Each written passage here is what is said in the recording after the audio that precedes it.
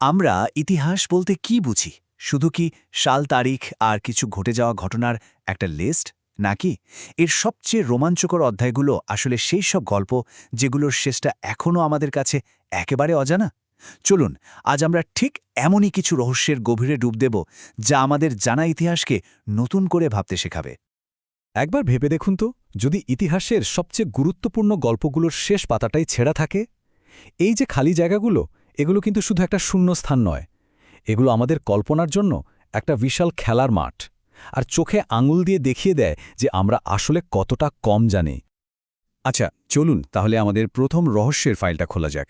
আমরা সোজা ফিরে যাব আমেরিকার শুরুর দিনগুলোতে, যেখানে একটা আস্ত কলোনি, মানে একটা গোটা জনপদ, হুট করে যেন বাতাসে মিলিয়ে গিয়েছিল।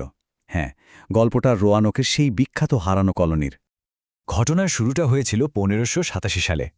১১৫ জন ইংরেজ বসতি স্থাপনকারী রোয়ানক দ্বীপে এসে পৌঁছায়।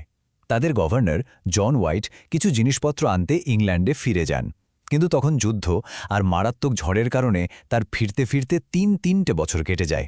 আর ১৫৯০ সালে যখন তিনি ফিরে এলেন, তখন যা দেখলেন তা ছিল অবিশ্বাস্য। পুরো কলোনিটাই ফাঁকা, কেউ কোথাও নেই। সবচেয়ে অদ্ভুত ব্যাপার কি জানেন? সেখানে কোনো মারামারি বা ভাঙচুরের চিহ্ন মাত্র ছিল না, শুধু একটাই সূত্র পড়েছিল। একটা কাঠির খুঁটির ওপর খোদাই করা একটা শব্দ, ক্রোয়াটোন।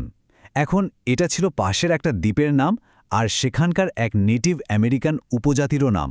কিন্তু এটা কি ছিল? কোনো বার্তা, নাকি তাদের নতুন ঠিকানা? কিছুই পরিষ্কার নয়। তো এই একটা শব্দকে ঘিরেই দুটো প্রধান থিওরি উঠে আসে। একটা হলো আত্মীকরণ, মানে হয়তো বেঁচে থাকার জন্য ঔপনিবেশিকরা ক্রোয়াটোয়ান উপজাতির সঙ্গে মিশে গিয়েছিল।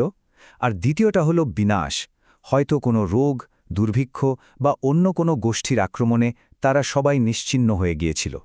যেহেতু কোনো শক্ত প্রমাণ নেই, রোয়ানকের সেই মানুষগুলোর কি হয়েছিল তা আজও ইতিহাসের পাতায় একটা বিরাট প্রশ্নচিহ্ন হয়ে আছে। হারিয়ে যাওয়া মানুষজন থেকে এবার আমরা চলে যাব এমন একটা রহস্যের দিকে যা শত শত বছর ধরে একেবারে চুপ করে আছে। আমাদের দ্বিতীয় কেস ফাইল, ভয়নিক ম্যানুস্ক্রিপ্ট। ভয়েনিক ম্যানুস্ক্রিপ্ট জিনিসটা কি? এটা হলো ১৫ শতকের একটা হাতে লেখা বই, যেটা এমন এক অদ্ভুত স্ক্রিপ্ট বা ভাষায় লেখা হয়েছে যা আজ পর্যন্ত কেউ পড়তে পারেনি। ভাবা যায়, বিশ্বের সেরা কোড ব্রেকাররা, বড় বড় ভাষাবিদরা সবাই হার মেনেছে, একটা শব্দেরও অর্থ বের করা সম্ভব হয়নি। এর পাতাগুলো উল্টালে তো রহস্যটা আরও জমে ওঠে। এখানে এমন সব গাছপালার ছবি আঁকা আছে যা আমাদের পৃথিবীতে খুঁজেই পাওয়া যায় না। অদ্ভুত সব জ্যোতির্বিদ্যার চার্ট আছে, আর এমন সব ছবি যা দেখে মনে হয় যেন মাইক্রোস্কোপের তলার কোনো জগৎ। আর সবচেয়ে বড় কথা, প্রায় ৬০০ বছর ধরে এটা মানুষের সব রকম চেষ্টা ব্যর্থ করে দিয়েছে। তাহলে আসল ব্যাপারটা কি? এখানে বিশেষজ্ঞরা মোটামুটি দুটো দলে ভাগ হয়ে গেছেন। এক দলের মতে এটা আসলেই কোনো হারিয়ে যাওয়া ভাষায় লেখা একটা বই, যার জ্ঞান ইচ্ছে করে কোড করে লুকিয়ে রাখা হয়েছিল। আর অন্য দলের ধারণা এটা আসলে একটা বিরাট ধাপ্পাবাজি, অর্থহীন আঁকিবুকি, যা কোনো ধনী সংগ্রাহককে বোকা বানানোর জন্য তৈরি করা হয়েছিল। সত্যিটা যাই হোক, এটা যে মানব ইতিহাসের অন্যতম সেরা একটা বুদ্ধির ধাঁধা, তাতে কোনো সন্দেহ নেই।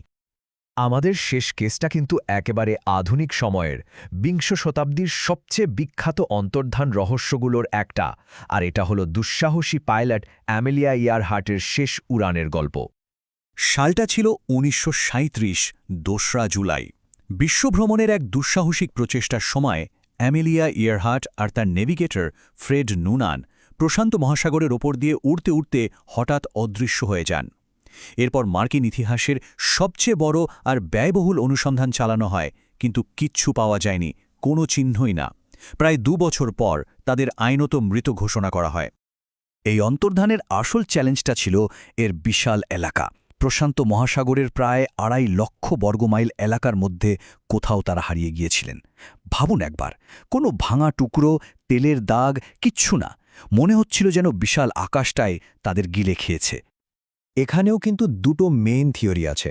সবচেয়ে সহজ ব্যাখ্যাটা হলো ক্র্যাশ অ্যান্ড সিঙ্ক, মানে জ্বালানি ফুরিয়ে যাওয়ায় তাদের বিমানটা সোজা গভীর সমুদ্রে আছড়ে পড়ে আর চিরদিনের মতো তলিয়ে যায়। কিন্তু আরেকটা রোমাঞ্চকর সম্ভাবনাও আছে, যেটাকে বলা হয় কাস্টঅ্যাওয়ে হাইপোথেসিস।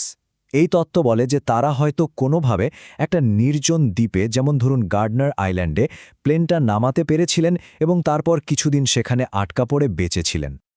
তো রুয়ানোকের সেই হারানো কলোনি, ভয়নিক ম্যানুস্ক্রিপ্টের দুর্বোধ্য ভাষা বা অ্যামেলিয়া ইয়ারহার্টের সেই শেষ ফ্লাইট, কেন এই গল্পগুলো যুগের পর যুগ ধরে আমাদের এত টানে?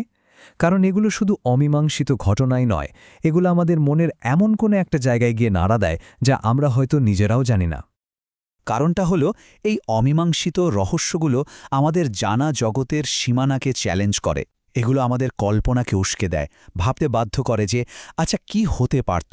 এগুলো আমাদের মনে করিয়ে দেয় যে ইতিহাস কোনো নিখুঁত বিজ্ঞান নয়, এটা আসলে মানুষের গল্প, যা ভুলে ভরা, ফাঁক ফোকরে ভরা। আর এই ফাঁকগুলো পূরণ করার চেষ্টাই আমাদের তাড়িয়ে বেড়ায়।